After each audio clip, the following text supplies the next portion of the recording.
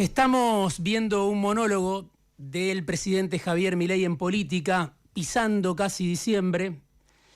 El presidente empoderado que avanza en un terreno anfibio, podemos decir, un terreno que tiene que ver con la Argentina, pero que también tiene que ver con el escenario internacional, porque Argentina hoy está ligada a Donald Trump, atada a Donald Trump.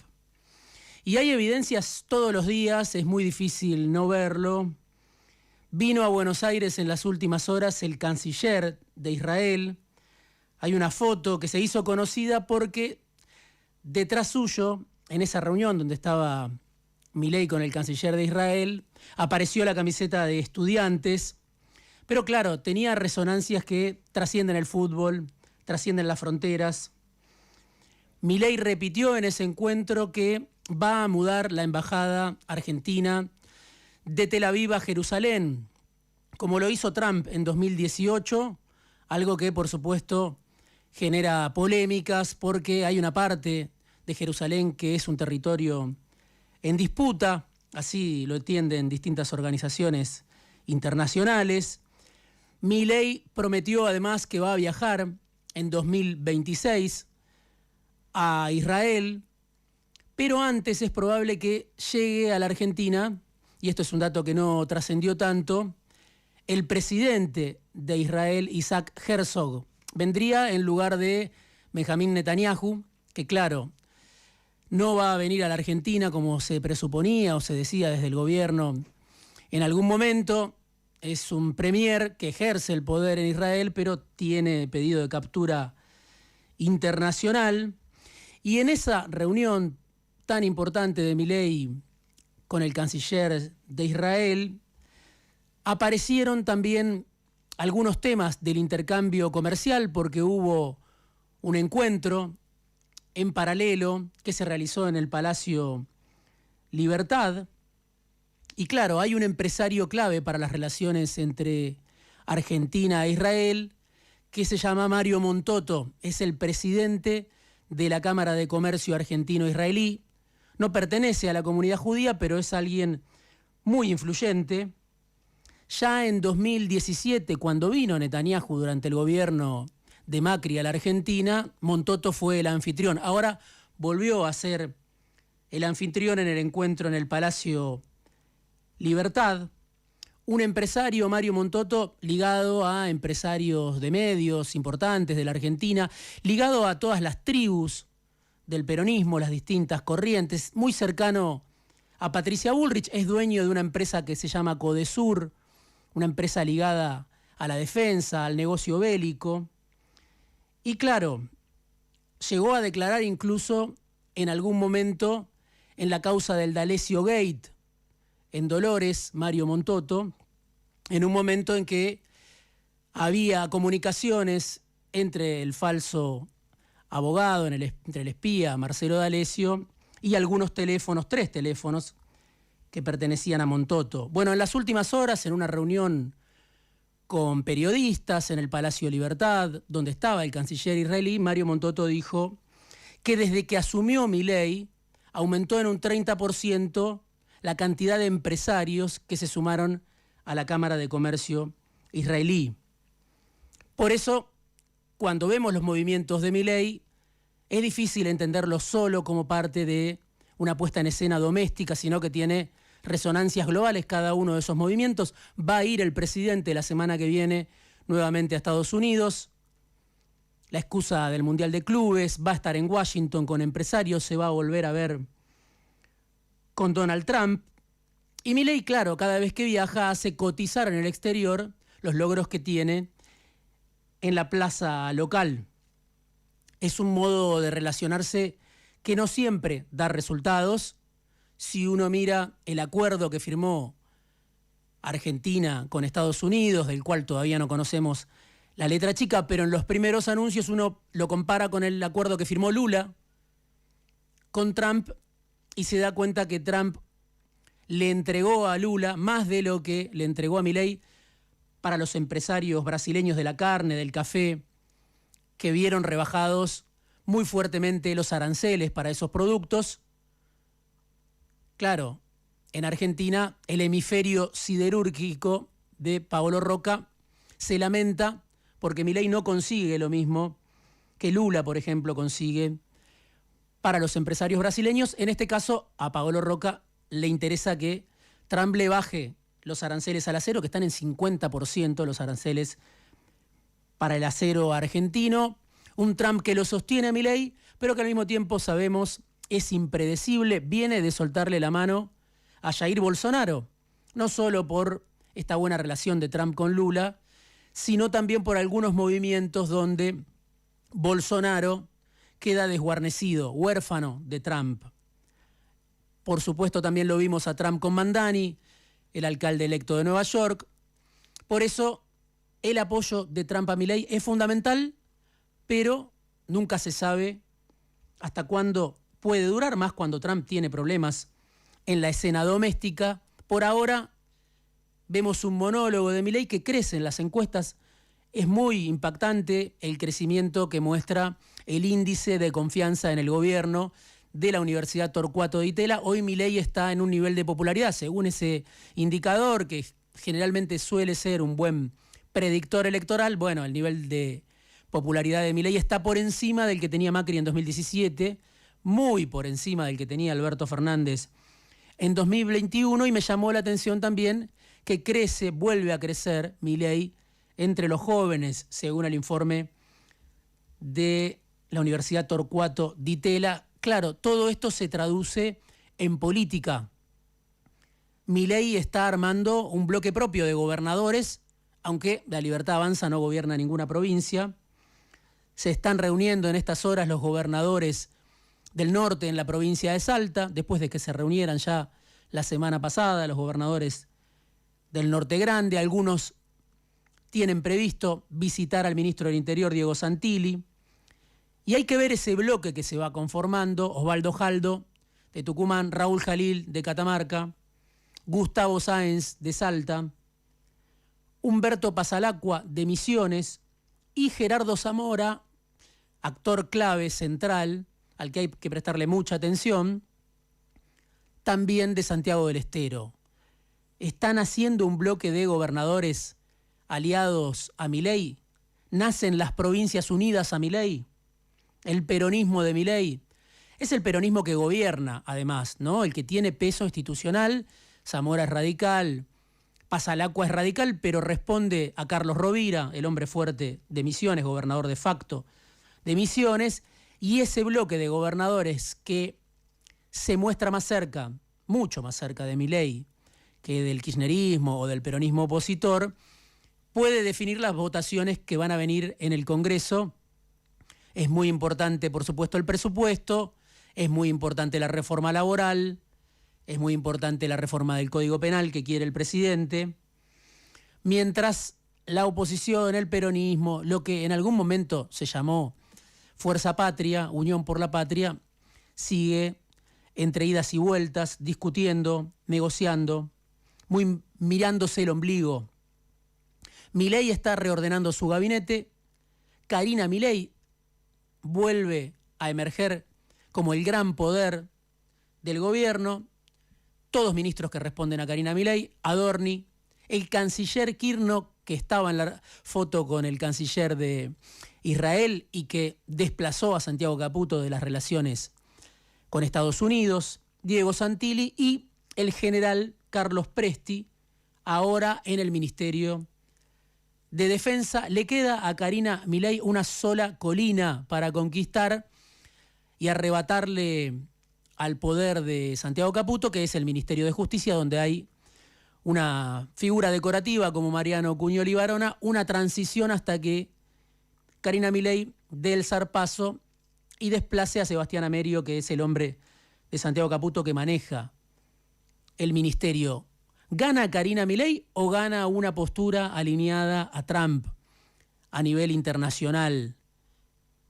No se puede entender ningún movimiento ya de la política doméstica sin verlo en relación a las pretensiones de Estados Unidos, de Donald Trump.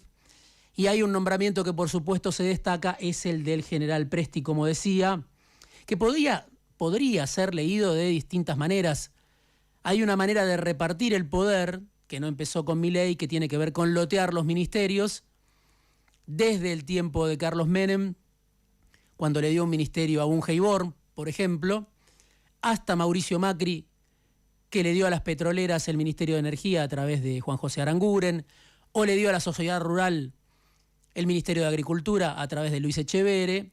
Bueno, Milei puede decir, yo le doy a las Fuerzas Armadas, particularmente al Ejército, el Ministerio de Defensa, y ese movimiento tiene implicancias en la política. Primero, y se mencionó poco, en la interna del gobierno, porque la vicepresidenta de la Argentina se llama Victoria Villarroel. Los Milei, con el nombramiento de Presti, le dan un golpe más a Victoria Villarroel, muy marginada, muy segregada, muy recluida, porque suman al ejército al gobierno, al poder ejecutivo, al jefe del ejército, y además lo hacen con el hijo de un destacado represor, Roque Carlos Presti, represor de la última dictadura militar, con mucha responsabilidad en La Plata. Villarroel no dijo nada sobre el nombramiento de Presti. ¿No aplaude esa designación la vicepresidenta? Milei con ese movimiento, los Milei con ese movimiento, el de Carlos Presti, dejan expuestas al mismo tiempo y una vez más las diferencias en el peronismo, la fractura en la oposición. Aparecen de un lado los que plantean que esto es un retroceso inédito porque se pierde el control civil sobre las Fuerzas Armadas en un país como la Argentina. Y están los otros que, como Milani, dicen que hay que incorporar a las Fuerzas Armadas a un proyecto de país que tendría que haberlo hecho antes el peronismo. No es Milani, por supuesto, el único que lo dice. La pregunta es, ¿cuál es el proyecto de país de Milei y de Presti? ¿Qué opina Presti de el rol que tuvo su padre en el Regimiento de Infantería 7 de La Plata, acusado por abuelas de Plaza de Mayo de tener responsabilidad en casos de apropiación de menores, por la responsabilidad que tenía el jefe del ejército? Y sobre todo, ¿cuál es el proyecto de Milei y Presti ahora? Leía una nota interesante de Guillermo Villarreal en Letra P, que dice que Estados Unidos ve con buenos ojos la llegada de un militar a la política de defensa, especialmente en un contexto de alineamiento de la Casa Blanca y la Casa Rosada. Presti, de todas maneras, va a tener algunos problemas, decía Guillermo Villarreal en esta nota: salarios retrasados, crisis en la obra social y, o sea, contratos estancados en la industria para la defensa y la necesidad urgente de recomponer la gobernabilidad interna en las Fuerzas Armadas. Otro dato también que no se mencionó tanto, lo menciona el Centro de Estudios Legales y Sociales. Poco antes del nombramiento de Presti, el jefe del Ejército como ministro de Defensa, desde Presidencia le exigieron a la Armada que un destructor que estaba en las cercanías de Puerto Rico se sumara al cerco militar de los Estados Unidos en el Caribe, donde Trump, viene teniendo un protagonismo con ejecuciones extrajudiciales. La Armada se negó, dice el CELS, a cumplir con ese rol que le pedía la Casa Rosada en las cercanías de Puerto Rico, alineado con los movimientos de Trump. Y después de ese movimiento que negó la Armada, asume el jefe del Ejército como ministro de Defensa. Parece que Milei no tiene oposición en todos estos movimientos, pero claro, si uno mira la economía real por fuera de la superestructura, en el mundo del trabajo las noticias son tremendas y es difícil naturalizarlas. Se viralizó en las últimas horas la noticia de que Whirlpool cerró su planta en Pilar y despidió a 220 empleados después de que esa misma planta la abrió Whirlpool hace nada más que 3 años. Cierra su planta en Pilar, echa a 220 empleados por la caída de las ventas y el aumento de las importaciones. Venimos comentando el cierre de Frávega en Temperley, se habla de 300 despidos, telegramas que están llegando. Por la caída de las ventas, otra noticia de esta semana: la fábrica de ollas Essen despidió a 30 de sus 300 empleados en Venado Tuerto, en Santa Fe. La empresa reemplazó el 45% de su elaboración local por productos importados de China. Lo avisó Paolo Roca la semana pasada, hace 10 o 15 días. En La Rioja, Luxo y Bulcalat cerraron sus fábricas por la baja en las ventas de calzado y ropa. 120 empleados sin trabajo. En Bahía Blanca cerró el supermercado mayorista Jaguar por la baja en la venta.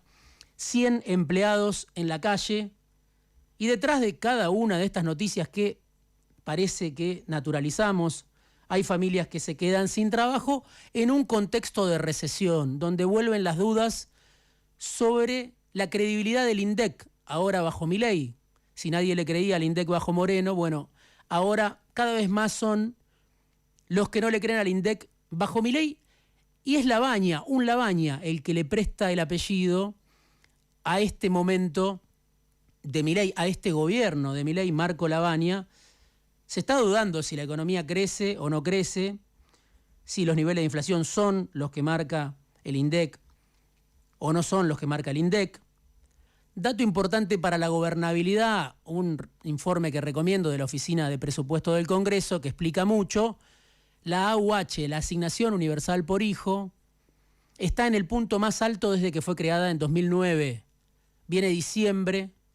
La pregunta por la paz social siempre es una pregunta que vuelve, más allá de que Milei parece tener todo bajo control. También Milei, Sandra Petovelo se encargaron de llevar la Asignación Universal por Hijo a su punto más alto.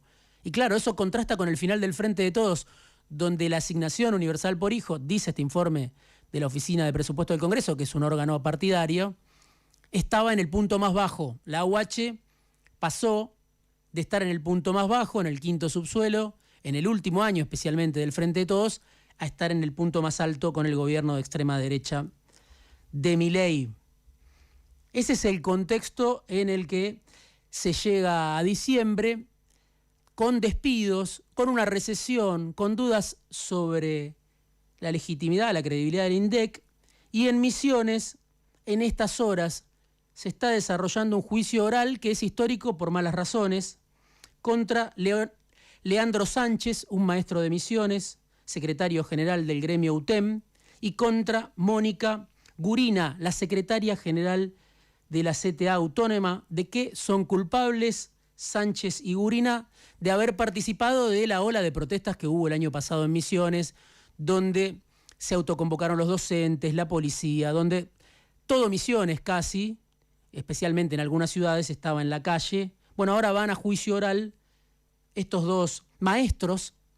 No hay antecedentes de dos maestros que vayan a juicio oral por haber cortado una avenida de Posadas durante ese conflicto enorme del año pasado.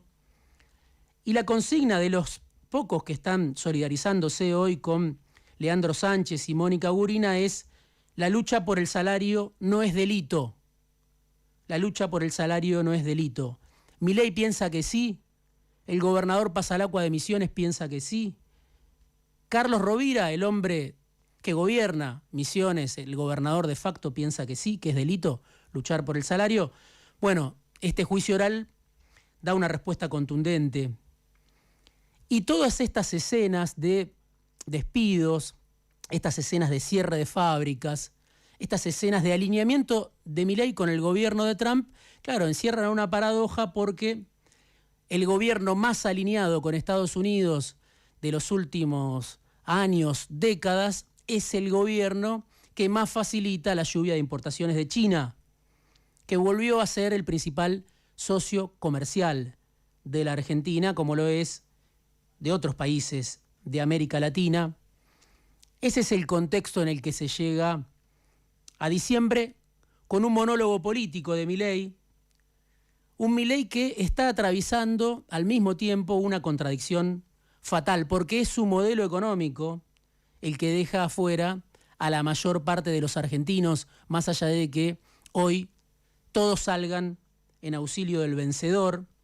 Milei tiene todo a favor, afuera y arriba hacen cola para plegarse a su rumbo. Viene de una elección legislativa increíble, con 41% de los votos emitidos, Y se quedó sin obstáculos Milei para avanzar con su plan, casi sin obstáculos para avanzar con su plan. Y es eso, justamente, ahí está la paradoja, la contradicción fatal. Es eso justamente lo que lo puede complicar. Fuera de tiempo. Una mirada propia. Diego